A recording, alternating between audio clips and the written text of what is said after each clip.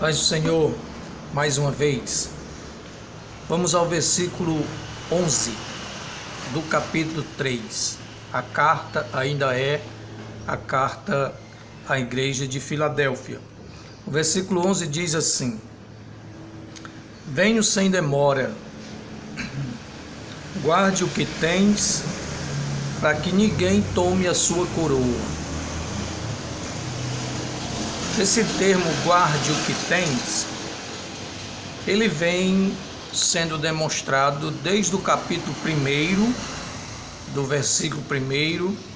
Nós já gravamos alguns vídeos, estão aí no canal, e mostra essa exortação de Jesus Cristo, incentivando, exortando a você guardar o que você tem. Você pode pensar assim: mas pregador, eu só tenho tribulação, aflição, angústia, eu sou muito inconstante. Deixa eu te dizer uma coisa: Jesus sabe o que foi que ele comprou. Jesus sabe que tipo de material ele comprou. Lá no Evangelho de João, no último capítulo, João diz o seguinte, que Jesus não necessitava de que ninguém falasse para ele algo a respeito do homem, porque ele sabia o que havia no homem. Então Jesus conhece você. Se você tem suas tribulações, suas aflições, suas fraquezas, suas angústias, seus sofrimentos, suas vitórias, suas derrotas, se você tem, guarde, para que ninguém tome a sua coroa. E a única coisa que pode fazer a coroa de uma pessoa cair é o pecado. Segundo João 8 diz o seguinte: olhai por vós mesmo, para que não percais o fruto do vosso trabalho, antes recebais plena recompensa. Que coisa maravilhosa, né? Então está aí atrelado a esse versículo, a essa exortação do que Jesus vem sempre mostrando a João na visão do Apocalipse, dizendo: guarde o que tens, guarde o que tens. Embora seja pouquinho, sua fé seja fraquinha, sua vida espiritual seja, mas é uma vida espiritual. Guarde, mantenha, defenda aquilo com toda a sua força, porque o Senhor vai querer receber isso de você. Lamentações capítulo 5, versículo 16, diz assim: caiu a coroa da nossa cabeça, ai de nós, porque pecamos. Então o pecado derruba a coroa da sua cabeça. Guarde o que você tem, tá certo? Venho sem demora, quer dizer, está na hora. Jesus está chegando, o momento agora é esse. O Senhor quer ver o que você tem. Apresente-se a Ele, como Pedro, que mesmo depois de tê-lo negado, se você for imaginar a aflição de Pedro naquele instante, era uma angústia terrível. Satanás o estava destruindo ele por dentro, porque Pedro pensava: se eu tivesse negado o Senhor Jesus, o meu Senhor, diante de um carrasco, com um chicote na mão, debaixo de peia muita, ou com uma arma na minha cabeça, ou uma espada no meu pescoço, se eu tivesse negado Jesus diante disso, talvez até o Senhor me entendesse. Mas não, eu neguei o Senhor diante de uma empregada, diante de uma escrava, diante de uma pessoa que não podia me dar nem um tapa, de uma pessoa que não podia nem me dar um empurrão, diante de uma serva. Eu neguei o Senhor diante de alguém que não podia fazer nenhum mal a mim, e eu fui fraco e neguei. Que fé é essa que eu tenho? Mas o Pedro guardou o conhecimento que ele tinha de eu conheço o Senhor, né?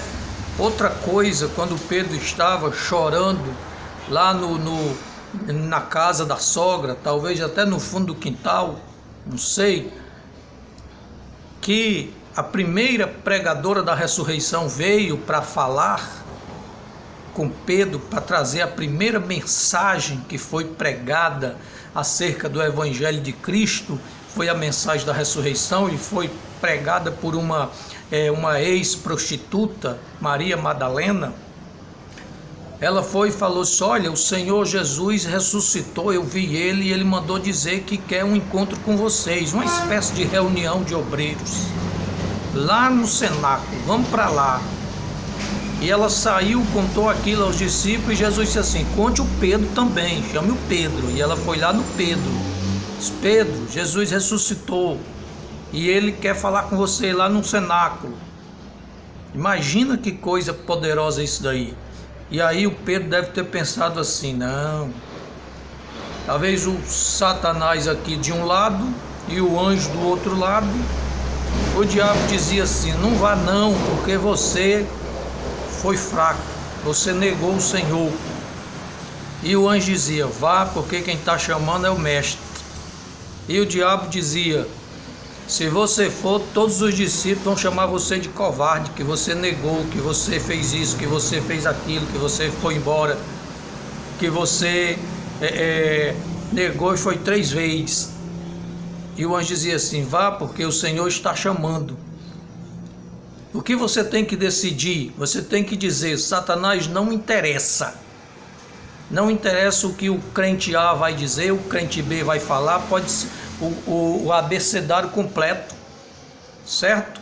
Dizer que eu fiz isso, que eu fui fraco, que eu fui negligente, que eu fui isso, que eu fui... O importante é que eu tenho conhecimento de Deus, eu sei em quem eu tenho crido, eu sei das minhas fraquezas, o Senhor me erguerá, me levantará novamente e me colocará no mais alto retiro.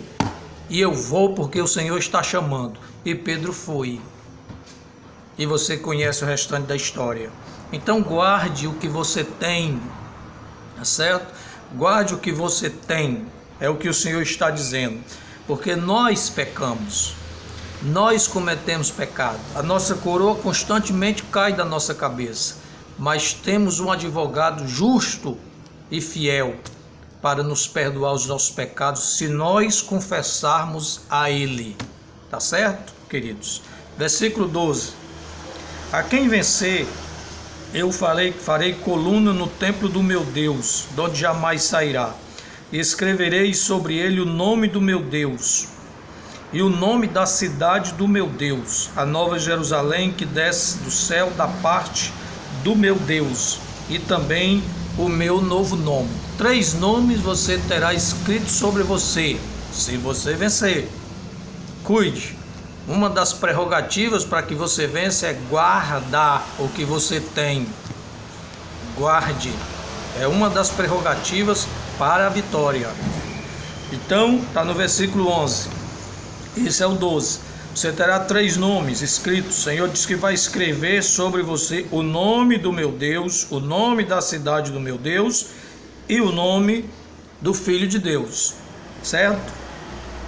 É um contraste aqui entre as colunas dos grandes templos pagãos da época da eternidade, mas na realidade aqui está se referindo à visão que Daniel teve, que Ezequiel teve, né? Quando viu se estabelecer na terra, no período do milênio da Nova Jerusalém, o templo com as suas colunas, né? Aquelas colunas extraordinárias que dá que transparece ali, foca o caráter espiritual daquele que venceu, né? O caráter real daquele vencedor, que terá sobre si esses nomes escritos. Todos são sabedores que a arqueologia, nas suas escavações, ela tem descoberto templos antigos, né? E colunas desses templos e inscrições nessas colunas acerca das divindades a quais eram adoradas naqueles templos ali. A cidade santa, a Nova Jerusalém, ela vem descendo do céu. que diz que ela desce do céu. Então ela está descendo desde quando que a Nova Jerusalém começou a descer do céu? Acredito que desde o momento em que Cristo levou o cativo o cativeiro, pegou os crentes que estavam, deixa eu pegar aqui uma referência, os crentes que estavam no Apocalipse 21:3, que estavam no seio de Abraão, nas partes mais baixas, no Seol, no Hades, ali na periferia do inferno, imagino assim, e levou ao paraíso, levou o cativo o cativeiro, e ali o Senhor estabeleceu ali a salvação dos crentes do Velho Testamento, porque quem salva é Jesus, não tem para onde correr. E ali o Senhor mostra aqui claramente, nesse momento, eu creio, isso é questão de fé, que a Nova Jerusalém começa então a vir em escala vertical, descendo do céu, para estar conosco aqui até o local exato aonde a igreja será arrebatada para encontrar com o Senhor nos ares, até este local dos ares aí. Vamos ao versículo 13. Quem tem ouvidos ouça o que o Espírito diz às igrejas. Veja bem que a carta é endereçada ao anjo, né? A carta é destinada à cidade, né, de Filadélfia, e endereçada à igreja que está nessa cidade. Mas quem vai receber é o anjo. Porém, a mensagem é clara. Quem tem ouvidos ouça o que o Espírito diz às igrejas. Você é igreja. O pastor é o anjo da igreja. Quando o Espírito fala, essa mensagem é falada, o Espírito fala ao anjo da igreja, se ele não der ouvido ao que o Espírito fala, é seu dever acatar para você o que o Espírito fala. O seu pastor pode até se perder a salvação, não entrar na cidade santa, porque desobedeceu a voz do Espírito, e de repente você entrará. Já pensou que paradoxo aí? Né? Seu pastor não subiu, perdeu o arrebatamento, mas você subiu. Por quê? Porque você deu ouvido ao que o Espírito diz às igrejas. Isso é uma referência a todo o corpo completo de Jesus Cristo. Tá certo, queridos? Vamos fechar esse vídeo aqui e passar para a carta à igreja de Laodiceia no próximo vídeo. Pai Celestial, bendito sejas Tu, Senhor, por nos dar a Tua graça e conhecimento, ó Deus, para fazermos a Tua obra. No nome de Jesus eu te louvo. Amém.